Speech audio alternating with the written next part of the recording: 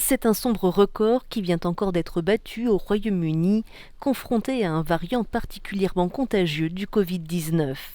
Plus de 1800 décès liés à cette maladie ont été enregistrés sur le territoire au cours des dernières 24 heures, au lendemain d'un bilan quotidien déjà inédit. Des chiffres qui portent à plus de 93 200 morts le bilan de la pandémie, le plus lourd d'Europe.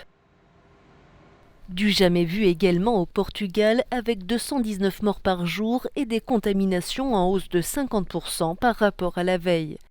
Face à la progression fulgurante du coronavirus, les autorités ont décidé de lancer des campagnes de dépistage massif dans les écoles, dans les zones les plus touchées, à grand renfort de tests antigéniques.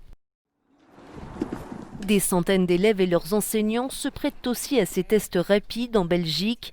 Tous viennent de l'une des deux écoles où le variant britannique a été décelé dans le nord du pays. 600 personnes devaient ainsi être dépistées pour tenter de contenir sa propagation. Et aux Pays-Bas, l'exécutif a opté pour la première fois pour la mise en place d'un couvre-feu. Enfin, en France, la campagne de vaccination se poursuit avec l'ouverture de centres supplémentaires, mais aussi ce bus qui va sillonner les routes des environs de Reims jusqu'au mois de mars.